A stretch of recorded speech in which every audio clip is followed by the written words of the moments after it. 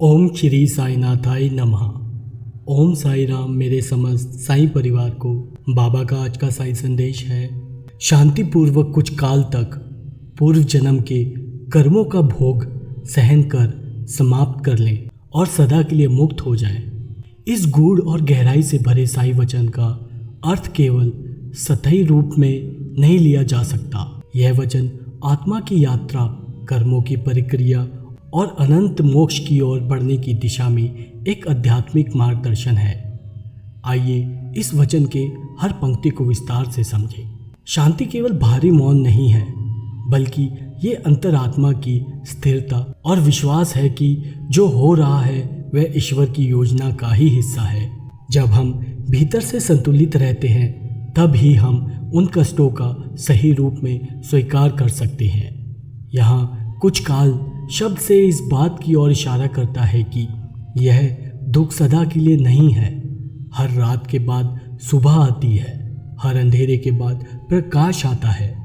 इसी प्रकार जीवन की कठिन घड़ियां भी अस्थायी होती हैं। बाबा इस सत्य को स्मरण कराते हुए हमें सहनशीलता की ओर प्रेरित कर रहे हैं।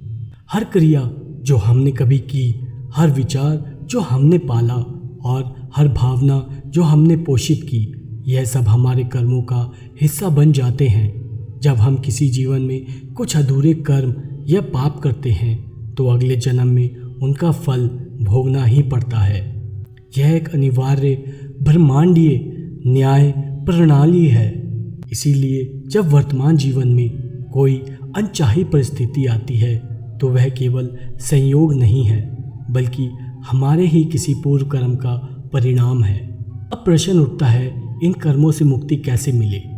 बाबा यहाँ कहते हैं, सहन कर। इसका अर्थ यह है कि भागने से, विरोध करने से या जीवन से पलायन करने से कर्म समाप्त नहीं होते। उन्हें केवल धैर्य और समझदारी से झेलने से ही उनका अंत संभव है। यदि आप दुख से घबरा जाते हैं, रोष करते हैं या भगवान को दोष देते हैं, तो कर्म का चक्र चलता रहता है। परंतु यदि आप सहनशीलता, श्रद्धा और सबूरी के साथ उनका सामना करते हैं, तो वह कर्म जलकर भस्म हो जाते हैं।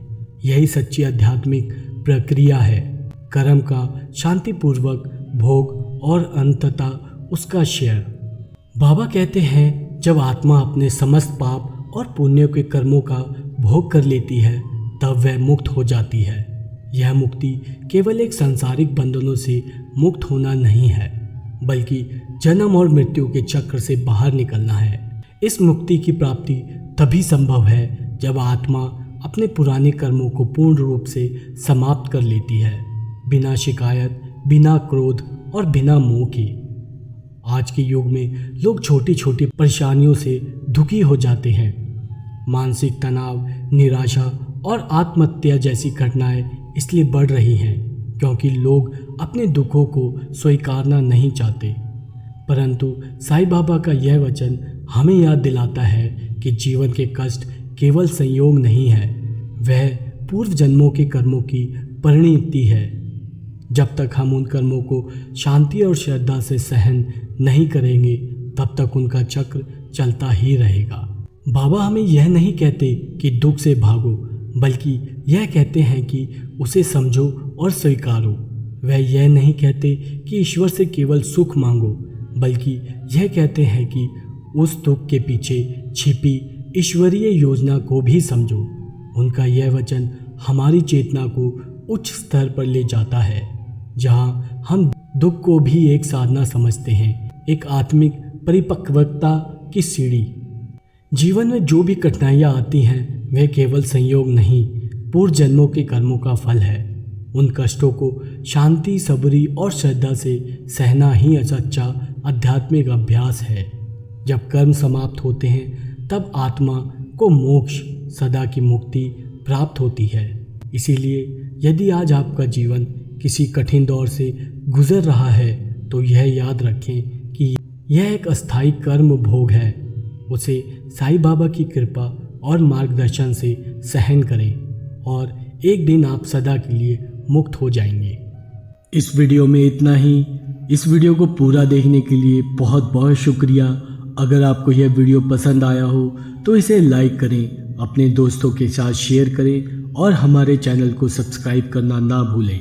बेल आइकन को दबाएं ताकि आपको हमारी हर नई वीडियो का नोटिफिकेशन समय से मिल जाए। हमें कमेंट्स में बताएं कि अगली वीडियो में आप क्या सुनना पसंद करेंगे। तब तक के लिए धन्यवाद और हम फिर मिलेंगे एक नई वीडियो के साथ। ओम साई राम, जय साई राम।